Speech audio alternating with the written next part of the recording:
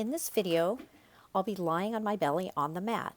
I do like to use some padding under my hips and ribs to make it more comfortable, and I also like to use a rolled up towel for some of the exercises later on.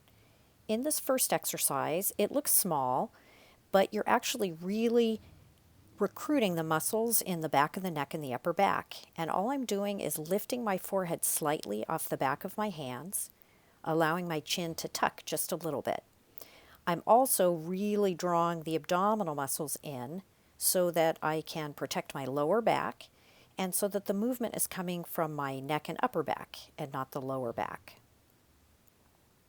Here I'm lifting the forehead off the hands, and then I'm allowing my hands and arms to actually lift away from the mat, really recruiting those upper back muscles. You can stay with just the forehead lifting or add that lift of the arms.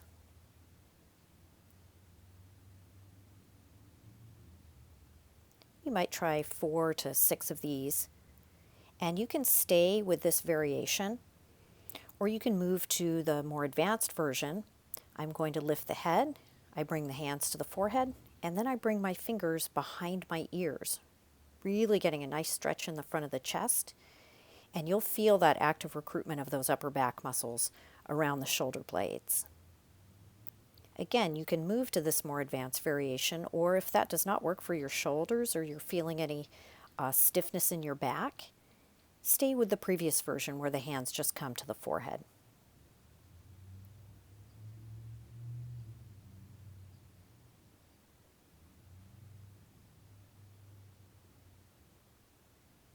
Really keep those abdominal muscles drawing in as you lift, again, so that the lower back is staying supported and you're moving from those upper back muscles.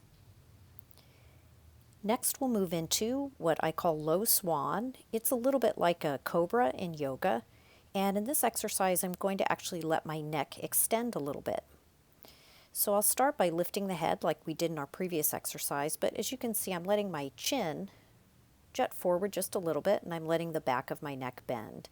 And then I want to try to get some extension in the upper back as well. As you can see from my upper back, I already have a little bit of forward curvature happening.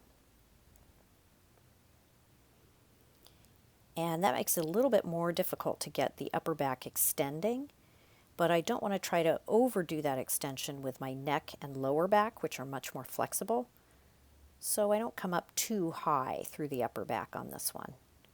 Here again, you want to keep those abdominal muscles drawing in away from the mat, or if you're using a pillow or towel under the belly, draw the belly away from your support.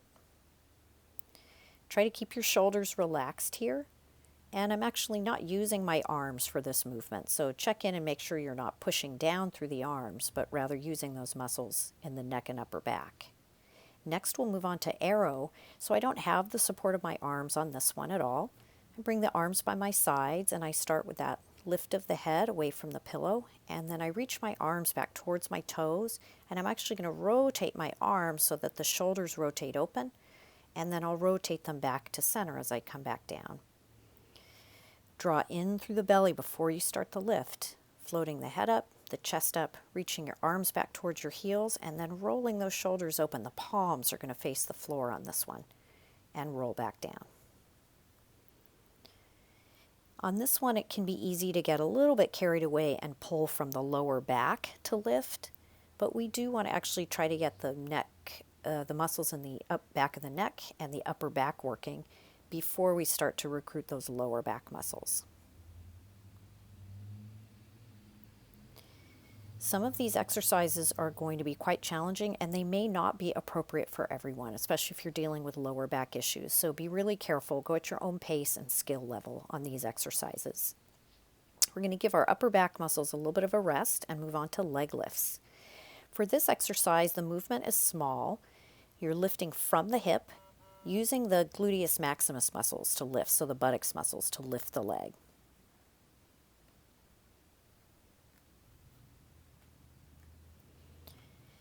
Try to lift again from the hip socket and not from the lower back. This one can be really tough to not involve the lower back, so don't lift too high, and really keep the belly drawing in towards the spine as you lift. Now I'm going to show a more advanced version, adding our arms to the movement. So you move the arms to stretch in front of you, and you lift opposite arm at the same time as you lift your opposite leg.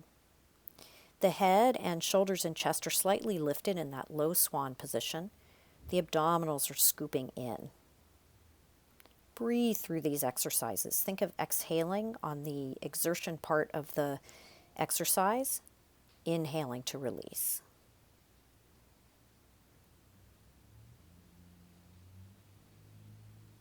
You can stay with swim prep, as we call it, or move to the more advanced variation where both arms and both legs are lifting from the floor. Now here you will feel extension and tension in the lower back. Keep the abdominals drawing in and think again of lifting from the glutes and lifting from the lats as you lift those arms up so that the lower back isn't doing all the work. Peel back to that swim prep movement, opposite arm, opposite leg, if that works better for you. If you're ready to advance, you can move into what I'm doing here, which is swimming. So arms and legs stay lifted, and you're lifting and lowering opposite arm, opposite leg as if you're swimming. It's nice to give your back a little bit of a stretch after this, so you can push your hips back to your heels in child's pose.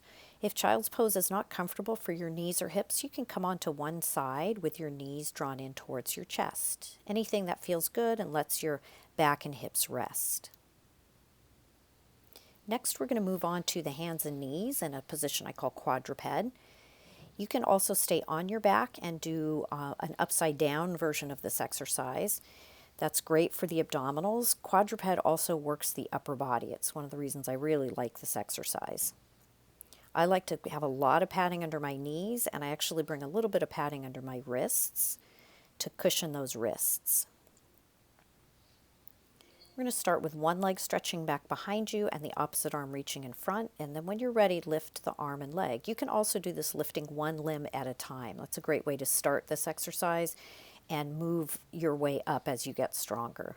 Reaching one leg back, opposite arm forward, and lifting. As you get more comfortable with this exercise, you can reach the opposite arm and leg at the same time and lift from there. Now notice as I lift, I have very little to no movement in my lower back, so you're trying to keep your spine neutral through the whole position. So as my arm and leg lift, my belly stays really firm. Very little movement in the lower spine.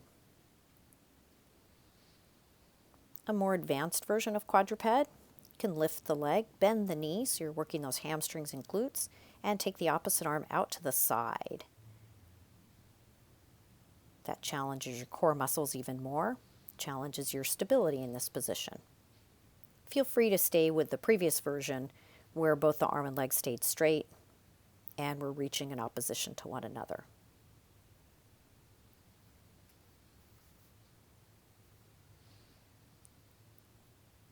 You can rest your back and hips before moving into one of my favorite exercises, planks. And there's lots of different variations for the planks. I'm just going to show you two today. From quadruped, you can start to walk your hands forward, keeping your knees on your cushion or towel, and start to lower the hips so you're coming into approximately a straight line from the top of your head to your knees, keeping the glutes squeezing and the belly drawing in. If you can weight bear on the forearms and wrists, you can stretch the legs back to straight, scoop the belly in, and move into full plank. If that feels good, you can add the more advanced version, lifting one leg at a time. Try to keep your hips level and try to keep minimal movement in your lower back on this. Feel free just to hold the plank position, both hands and feet on the floor the whole time. And when you've had enough of that, lower the knees gently back to the mat and push back to your rest position. Again, you can sit back hips to heels. You can come onto one side, knees to chest, or you can come onto your back and hug the knees in towards your chest. Whatever feels comfortable and restful for the joints.